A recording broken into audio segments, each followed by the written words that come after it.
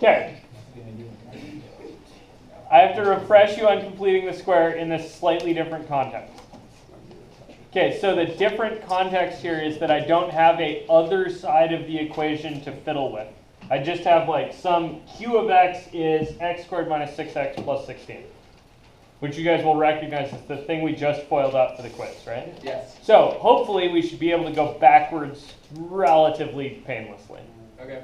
Okay, so first things first, instead of subtracting something to the other side, what we're going to do is we're going to add 0. So we're going to put in q of x is x squared minus 6x plus something minus that same something plus 16.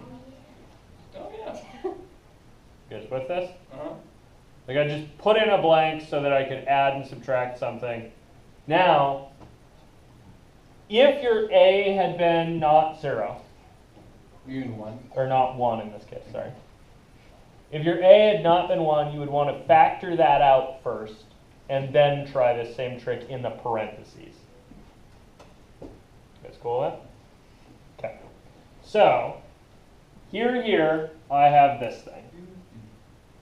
I would like to think about this as q of x is x, maybe, I don't know, like plus or minus something squared, right? Maybe plus or minus something else out here. Okay, see that? I'm looking. Okay, so if you started with something like, say, I don't know, x minus h, and you had, maybe let me just write vertex form here. So if I had vertex form already, where would the k be coming from? 16. Yeah, it's kind of coming out of the 16. And what else? And what you put in that blank. Yeah, so this stuff, that's going to become your k down here.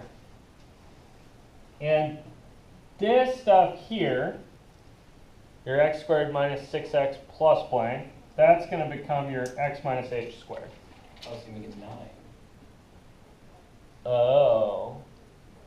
So what I need is something that when I square it, I get x squared minus 6x plus something. You guys see that? If you FOIL this out, right, if you FOIL out x minus h, you will get yourself x squared plus, x squared what? X squared minus 6x plus. Yeah, so I need to get minus 6x, right? But if I FOIL x minus h, I'll get x squared minus 2xh Oh, I see what you're asking. plus h squared. h squared. Okay, so h squared is going to be what goes in the blank, right? Yeah. And minus 2h apparently has to be negative 6. Right. So if you do 3. So I need 3, right? Yeah. So 3 squares. Then. So I put in 3 for the h and 9 up here. But then I just added 9 to this thing, right? Mm-hmm. You can't just willy-nilly add 9 to an equation. Now subtract. You gotta subtract 9. I'll get you one. And then So, negative 9 plus 16. Okay. if you want to memorize a cookbook, right, Which everyone does. which you all probably do, instead of thinking about where these bits come from, remember how to get them. So you take this number on the x, and to get to negative 3, you Multiply by 2. no, multiply by a half or divide by 2. To get from negative 3 to negative 6. To get from negative 6 to negative 3, you multiplied by a half. Yes. And then to get from the negative 3 to the 9, you square it. That gets you to these guys. Now, what's your k in this case? 9 plus 6, negative 9 plus 9. 9? 7. Negative 9 plus 16 is 7. Wow. You guys kind of with that? Uh-huh. Okay. Questions, thanks? So for complete the square, right?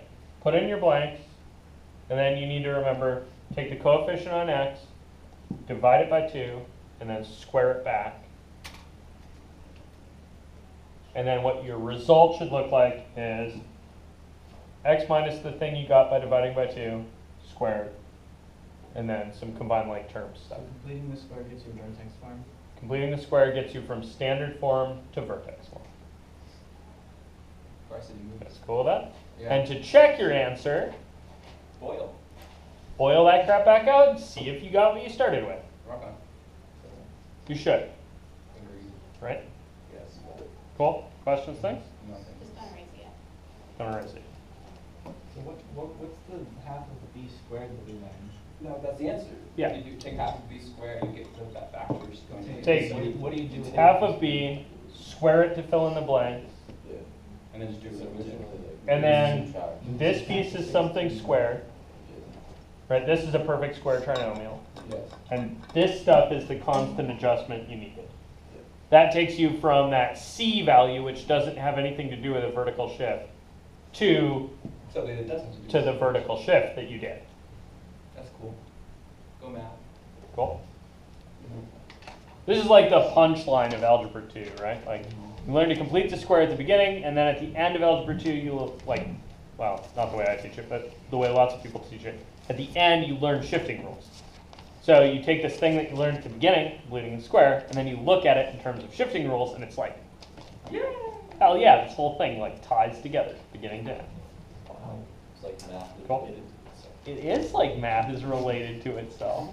It's inherent. Questions on that? It's like numbers. No?